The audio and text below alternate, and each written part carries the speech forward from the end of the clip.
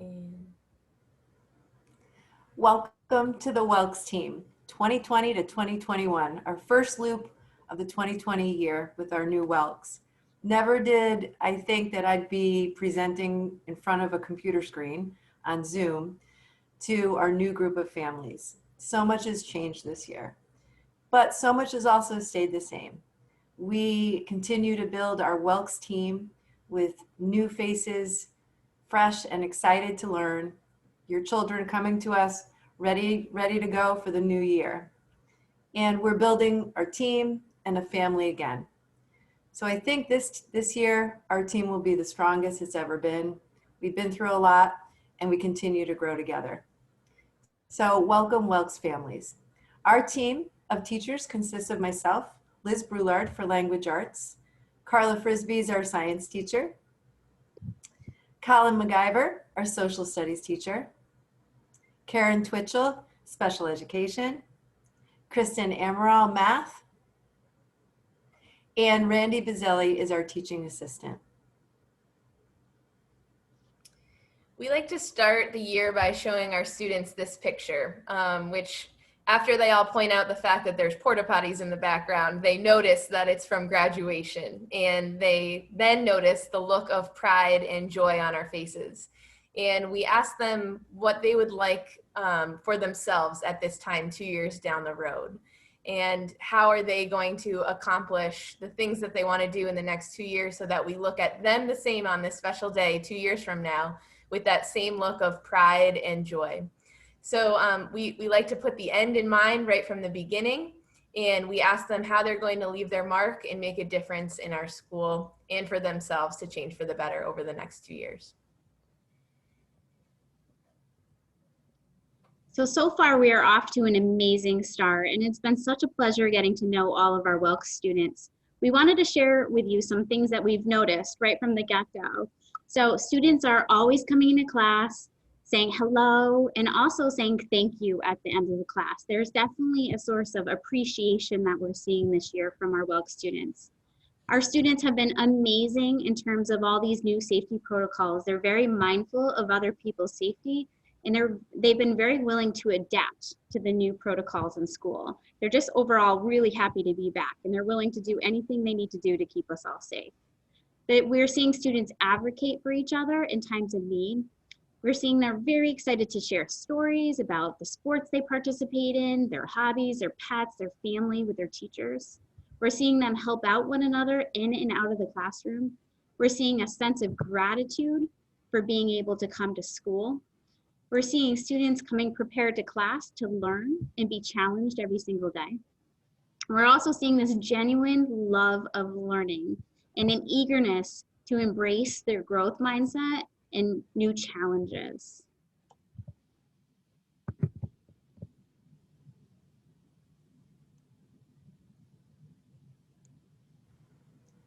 So language arts is really about strategies. And in middle school, we're aligned with the Common Core, and I'm teaching your children strategies to improve their reading, writing, listening, speaking, viewing, and presenting. We have a series of units that will weave in the Common Core standards and address the interests and really the age of your children and some of the things they're wondering, who am I? And how can I take something that I'm passionate about and make it interesting, making a fact meaningful? Looking at some of the types of literature that kids are drawn to, the dystopias, looking at real dystopias, imagined dystopias, writing about themselves and their world. So that's what we'll be doing in language arts this year. Most importantly, please have your kids reading at home. Unfortunately, we don't have the time in school, especially this year, to do too much reading unless it's directed with strategy instruction. So we want to make sure that your child is reading at least 20 minutes. Our district suggests at least 35 minutes a day. That's about 175 minutes a week. And the benefits of reading are tremendous. Sally Shayewitz, she does tons of research on reading. just 20 minutes a day, and a student is going to gain 1.8 million words a year. So it's a drastic difference, and it will help them in every aspect of their lives. All right, so social studies. This year's social studies is kind of a continuation of the sixth grade curriculum, which is focused on world regional studies. This year, we're going to look at 3 units primarily through the lens of geography. So the first unit that we're going to cover is the Middle East and North Africa. The second unit that we're going to cover is Europe. And the third region that we'll cover is Latin America. We're going to be doing a little bit more than just geography, because we will look at other parts of social studies that include history, culture, economics, political systems, and current events. So we kind of take the focus of geography and then apply it to these world regional units. So we're starting the year right now looking at the basics of geography and how we look at the world, and then we'll go into the units from there. Just 2 years ago, our school invested heavily into our 6th and 7th grade curriculums, and they purchased this wonderful text and ebook edition from National Geographic, World Cultures and Geography. So we were really, really happy to get that. There is an online software as well as a print or text version. So the students will be using that a lot this year. It's a really, really wonderful program that's linked with Nat Geo. There's a lot of good videos and software that's embedded. So we're really excited to use that this year. Okay, for science, we are going to be engaging in 4 units this school year in 7th grade. Our first unit is called an Introduction to Science unit. This is a unit where we explore the skills that a scientist needs in order to be successful, learn all of our tools, learn how to write as a scientist, learn how to graph as a scientist, etc. It's kind of a baseline unit to make sure that they're coming to 7th grade and they're all at the same place. Our second unit is called Our Changing Earth. This is a unit where we are learning about tectonic plate movement and how that plate movement is responsible for natural disasters like earthquakes and volcanoes, but also responsible for creating landforms all around our Earth. Our third unit is Matter and its interactions. This is a basic chemistry, an introduction to the periodic table, and how that applies to biology, which leads into our last unit, Molecules to Organisms. This is a unit where we study all about cells and how cells reproduce to become organisms. And then we learn a little bit about human anatomy. All of our units are aligned with the next generation science standards. And in these units, students are engaging in the practice of science to discover and apply their content knowledge. That's going to look a little bit different this year in our hybrid model, but I'm trying my best to incorporate some hands-on investigations in class while still being safe to do so. In math this year, all students will cover the main 7th grade topics of operations with negative numbers. That's a continuation from the introduction of negative numbers in 6th grade. We'll also cover a geometry unit on angles, area, and volume. Proportional relationships involve rates and comparisons and scale drawings. Algebraic thinking is our first step towards Algebra 1, which many students will take either in 8th grade or as freshmen. So we'll be solving equations and representing situations using algebraic expressions. And then we also study a little bit of probability and statistics. Many of these units are highly applicable to both social studies and science topics in 7th grade. So I really enjoy the 7th grade curriculum because it ties very nicely with other content areas. Accelerated students will also cover grade 8 geometry topics, including the Pythagorean theorem, similarity and congruence between shapes, and other parts of a continuation of volume with different sorts of shapes that we don't study in 7th grade. These accelerated students are on track to take Algebra 1 as 8th grade students. So they need to cover these topics that they would otherwise miss by essentially skipping 8th grade level math. So they will cover these in order to make up for that when they go to take Algebra 1 as 8th graders.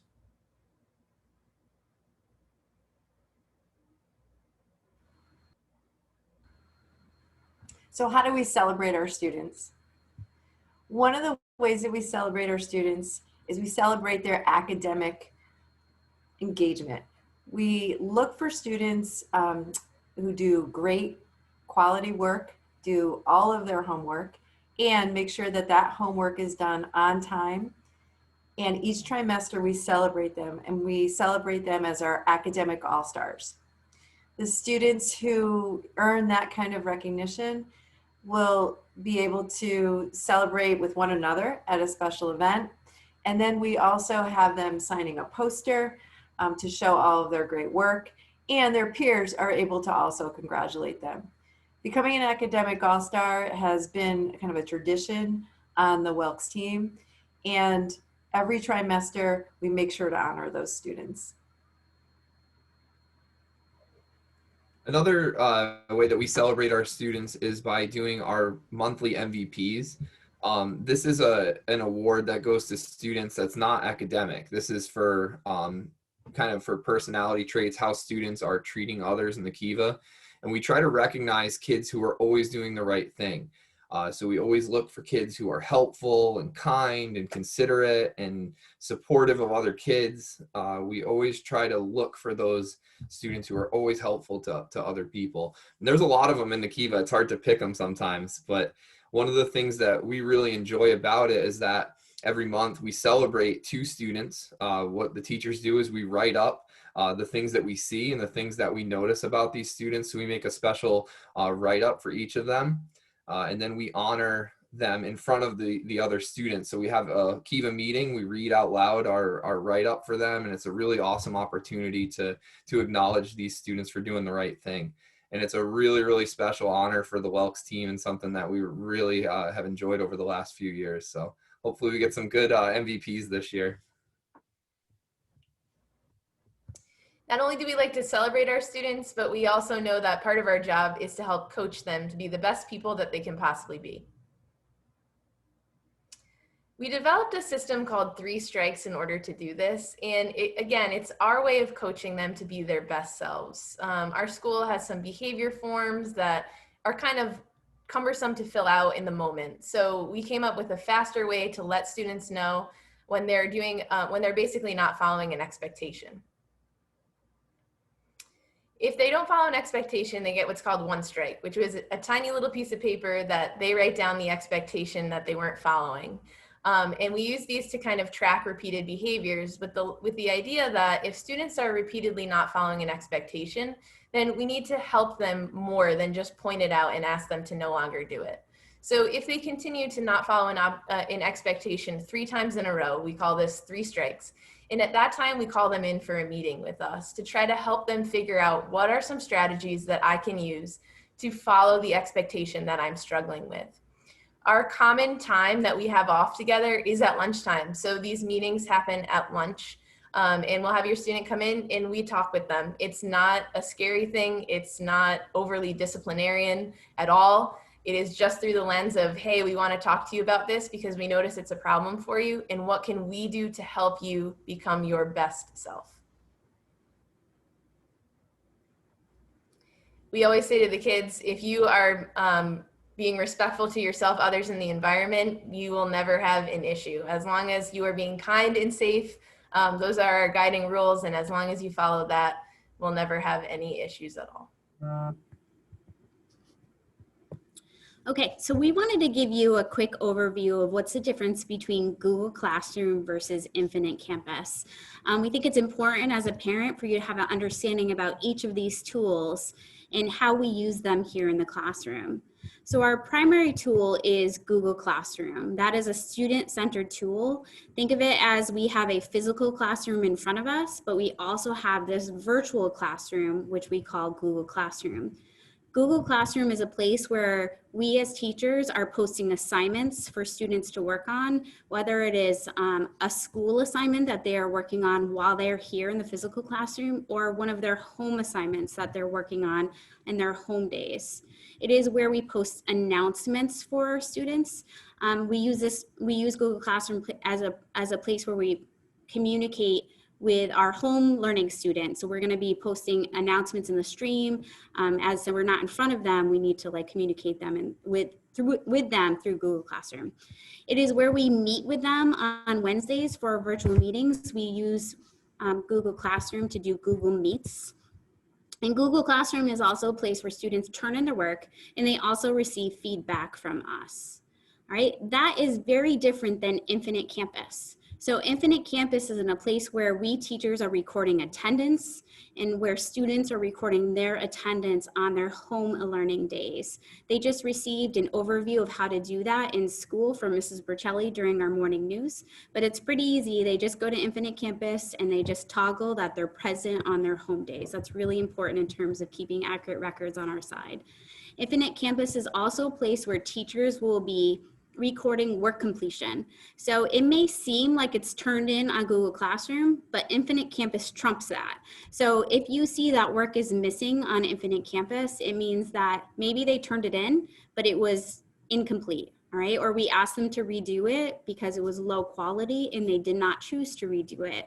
So work completion is where we'll be communicating with you about their grades on the assignment and whether or not it's missing or they need to redo it, and so on and so forth.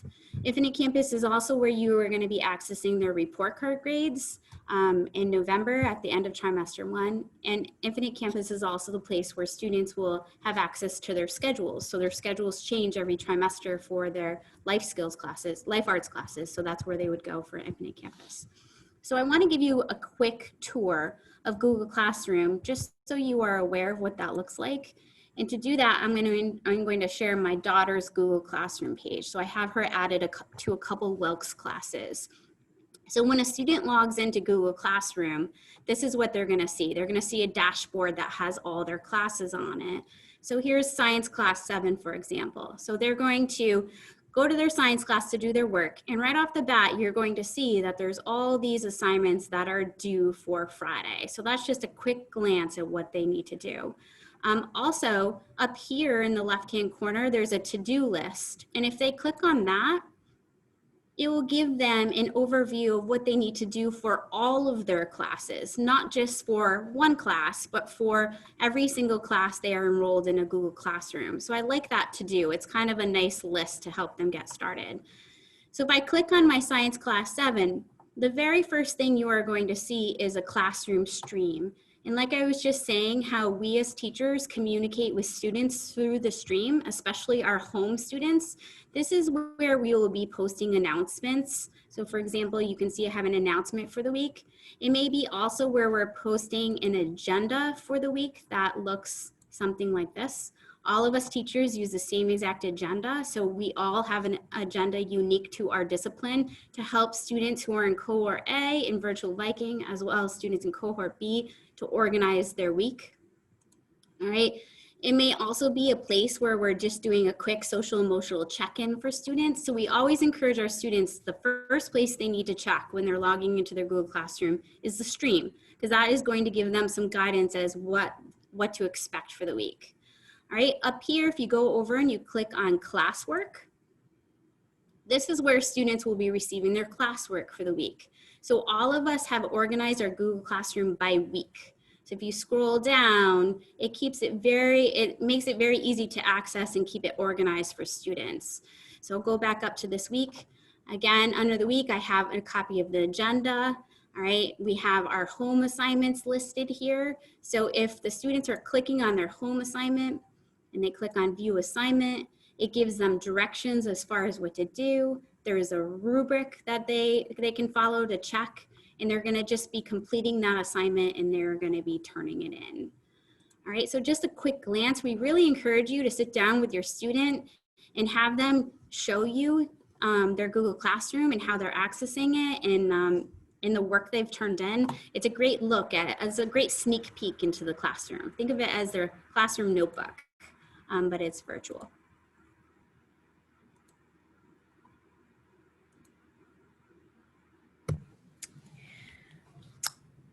We know that distance learning can be a bit challenging at times, but know that we are here for you. So please, if you have any questions, don't hesitate to get in touch with us. And the easiest way to get in touch with us is by emailing us. It's also important that we maintain our school schedule, even when at home. The students really thrive when they know where they're supposed to be all the time. So make sure that you keep them on schedule and on the school time, especially when they're home, so that they can check and complete their work. If possible, be sure you create a nice space for them, and they'll be more efficient and have fewer distractions if they are in a good space in your house. Distance learning is new, really, to all of us. And if you have any feedback that you think would be helpful to us, please let us know. We would really appreciate it. How can you help? Please do, as Mrs. Frisbee asked, ask your child about what they're learning in school and have them tell you what they're doing that day, even every day. That would be really helpful. And it's important because one of our goals for our students is to foster their own responsibility and self-advocacy also. So those kinds of things will help keep them moving forward and doing really well during this hybrid model that we're in right now. If you have any other suggestions, please let us know. We'd appreciate it.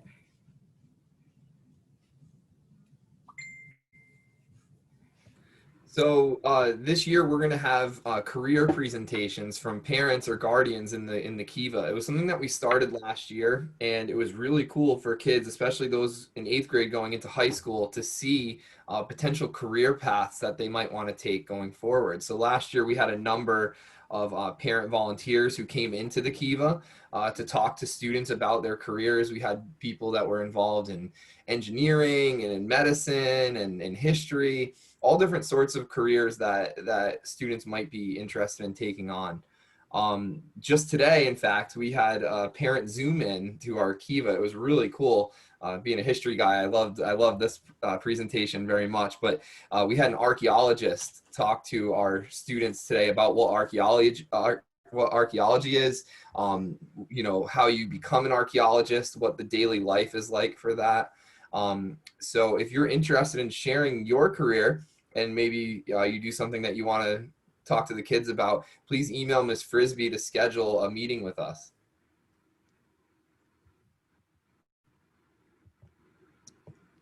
So we have a lot of parents who are reaching out and asking how they can support us in the classroom, specifically with supplies. And we so appreciate that. So we thought it would be helpful to you to make a list of some of the supplies that frequently used in the Kiva, supplies that we run out of a lot. And also this year, especially, our budget has been cut due to all of, you know, the extra money that has been spent in coronavirus protocols and safety equipment. So if you are willing to contribute some supplies to our Kiva, it is so appreciated. Especially for science, I do like to do a lot of STEM projects. However, it's hard to do it because I do have to purchase supplies for 100 students. So some of these supplies are things that we use as a Kiva for a STEM project, especially masking tape and popsicle sticks and index cards and cups and paper plates.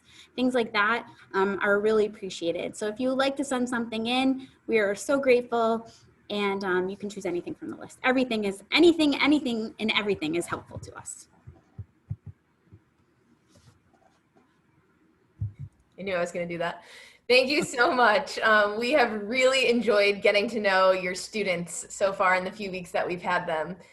They have been such a pleasure, and we are so excited to have 2 years with them. We're looking forward to a great year, and we're so happy to have you on our team. Thank you. Thank you. Thank you.